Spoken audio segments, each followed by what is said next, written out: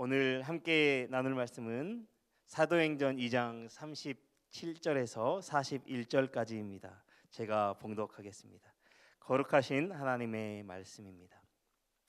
그들이 이 말을 듣고 마음에 찔려 베드로와 다른 사도들에게 물어 이르되 형제들아 우리가 어찌할꼬 하거늘 베드로가 이르되 너희가 회개하여 각각 예수 그리스도의 이름으로 세례를 받고 제사함을 받으라.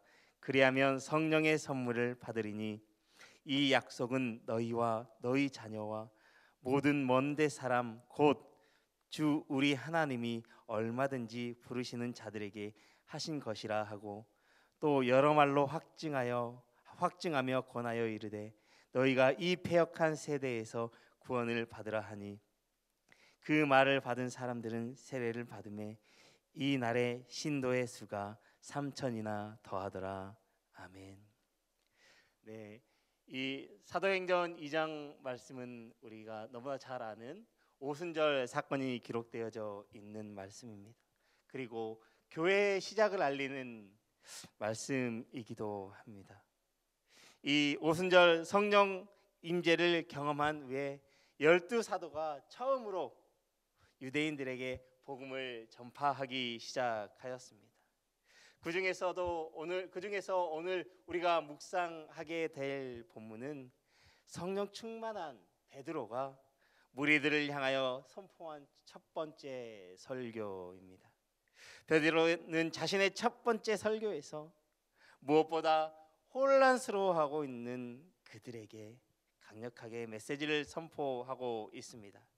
각 나라의 언어대로 자신들이 들을 수 있게 된 일과 그 선포된 내용이 어떻게 되어진 것인지를 풀이해 주고 있는 것입니다.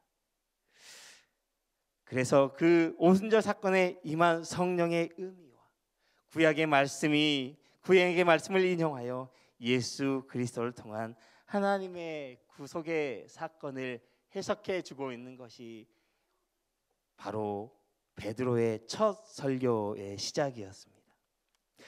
베드로는 지금 일어나고 있는 일이 갑자기 어느 날 일어나는 것이 아니라 뜻밖의 사건이 아니라 구약에 기록되어진 그 예언의 말씀이 성취되었다고 선포하고 있는 것입니다. 더 나아가 예수님께서 이 땅에 오시고 죽으시고 부활하심의 사건이 그 사건 또한 바로 이 구약에 기록된 모든 예언들이 이루어졌다라는 것을 혼란에 빠져 있는 이들에게 선포하고 있는 것입니다. 베드로는 우리가 이 본문 말씀을 통해 오늘 본문 말씀은 바로 이 베드로의 설교를 듣고 반응을 보이는 사람들의 모습을 기록하고 있습니다. 14절부터 36절까지에 기록된 베드로의 설교를 들은 청중 가운데 3,000명이나 회개하고 세례를 받는 사건이 있었다라고 기록하고 있습니다. 성령의 충만한 베드로의 설교는 너무나도 힘이 있고 너무나도 담대한 설교였습니다. 그의 설교를 들은 유대인들은 무리들은 많은 사람들은 마음의 찔림을 받았다라고 기록하고 있습니다. 다시 말해 죄를 깨닫고 양심의 찔림을 받아서 베드로와 사도들에게 그들이 무엇을 해야 하는지 마음을 졸이며 묻고 있다라는 것입니다. 37절의 말씀입니다.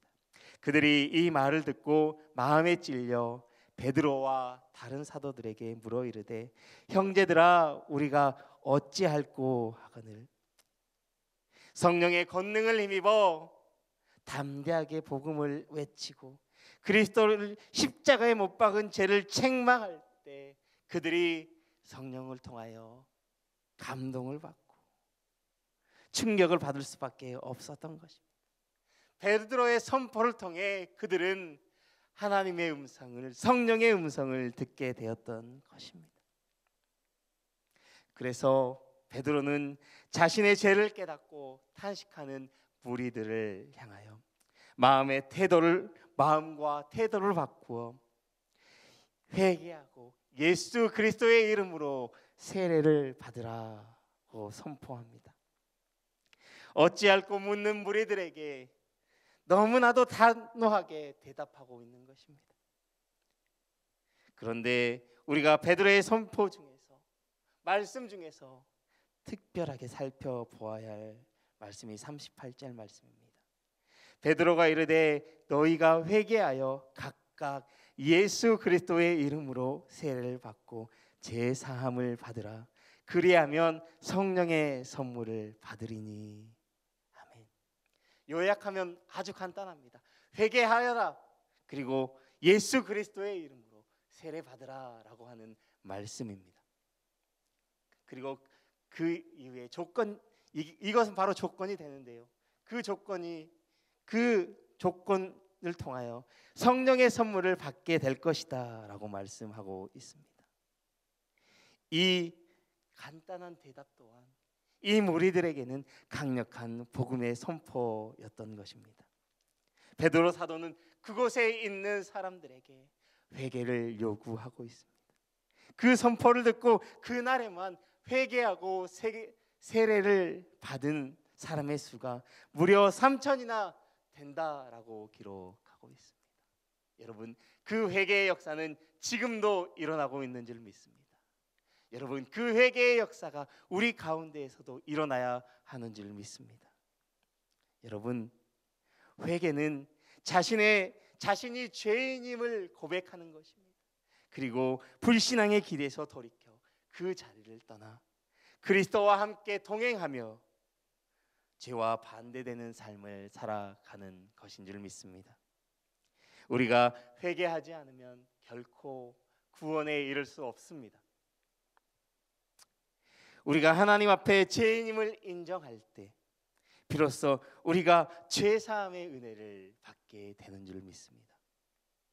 그리고 그 은혜로 말미암아 지금 우리가 믿는 자로서 그리스도인으로서 살아가고 있게 된 것입니다. 사랑하는 우리 말씀나무 공동체 성도 여러분, 우리가 이 시간에 다시 한번 우리 안에 있는 죄악들을 주님 앞에 자복하며 회개하는 시간이 되었으면 좋겠습니다. 그리고 하나님 앞에 온전히 설 수 있기를 주님의 이름으로 간절히 소망합니다. 그리고 베드로 사도는 더 나아가 예수 그리스도의 이름으로 세례를 받으라라고 선포하고 있습니다. 왜 예수 그리스도의 이름으로 세례를 받으라라고 선포합니까? 세례를 받는다는 것은 우리가 예수 그리스도를 마음에 영접하고 하나님과 동행한다라고 하는 증거를 드러내는 일이기 때문입니다. 여러분 모두 다 세례 받으셨지요? 여러분 물 세례뿐만이 아니라 성령 세례를 받아야 하는 줄 믿습니다. 우리가 예수 그리스도의 이름으로 세례를 받으면 우리는 예수님을 영접한 자가 되는 줄 믿습니다. 예수님을 영접한 우리가 하나님의 자녀가 되는 권세를 우리에게 주신 줄 믿습니다. 예수 그리스도로 옷 입혀 주셔서 그때부터 우리가 새로운 피조물로서 살아가게 되는 것이기 때문입니다. 여러분, 이 두 가지는 아주 밀접한 관계를 가지고 있습니다. 우리가 회개하지 않고 죄를 가지고서는 결단코 세례를 받을 수가 없습니다. 왜요? 우리 안에 예수님이 들어와야 하는데 우리 안에 죄가 있으면 어떻게 세례를 받을 수 있고 우리 안에 예수님을 모실 수 있겠습니까? 사랑하는 성도 여러분, 이 예수님이야말로 하나님의 아들이시오 구원자 되시는 메시아임을 기억하시기 바랍니다. 그리고 그 이름으로 회개하고 세례 받을 때 우리가 영생을 선물로 받게 되어 패역한 세대로부터 구원받게 될 줄 믿습니다. 그렇기에 우리가 반드시 예수 그리스도의 이름으로 세례를 받아야 하는 것입니다. 사랑하는 말씀 삼공동체 성도 여러분, 오늘 또 하나님은 우리에게 베드로 사도가 그 회중들에게 그 무리들에게 선포했던 것처럼 우리의 마음을 돌이켜 회개하고 성령으로 세례를 받고 죄사함 받으라라고 강력하게 말씀하고 계십니다. 오늘 이 시간 성령의 임재를 구하고 그 은혜로 말미암아 우리의 죄를 주님 앞에 자복하고 회개하는 시간이 되었으면 좋겠습니다. 우리의 죄를 회개하지 않으면 결코 하나님 앞에 더 가까이 나아갈 수 없습니다. 제사함을 받아 기쁨으로 온전함으로 하나님 앞에 나아갈 수 있기를 원합니다. 죄가 우리 안에 떠나갈 때 성령님과 동행하는 거룩한 삶을 우리가 살아가게 될 줄 믿습니다. 제사함 받고 성령 충만하게 되어 새로운 피조물의 삶을 우리가 오늘 하루도 살아낼 수 있기를 간절히 소망합니다. 오늘 하루도 성령 충만하여 깨어있어 기도함으로 믿는 자에게 주시는 성령의 선물을 받아 누리시는 우리 모두가 되기를 주님의 이름으로 축복합니다. 기도하겠습니다.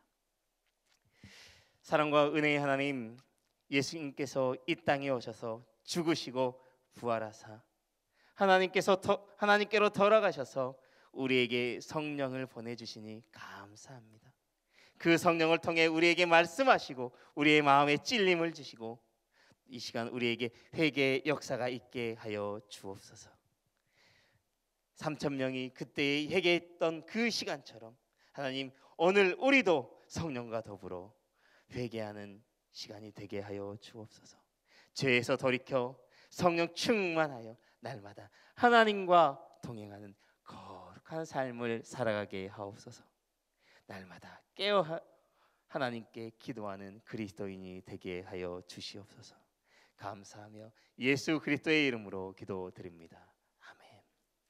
이 시간 다음과 같은 기도의 제목을 가지고 기도드리겠습니다. 지금 들은 말씀이 내 삶으로 이어지게 하옵소서. 동네 세매줄 성경 말씀 묵상과 기도로 거룩함에 미쓰는 말씀 삶 공동체가 되게 하옵소서. 말씀 묵상의 길입니다라는 말씀을 붙잡고 승리하는 2023년 되게 하옵소서. 2023년 정월 말씀 사경회를 통해 하나님 말씀의 은혜를 경험하게 하옵소서. 우리 교회가 말씀 삶 운동과 온 세계 선교의 사명을 잘 감당하게 하옵소서.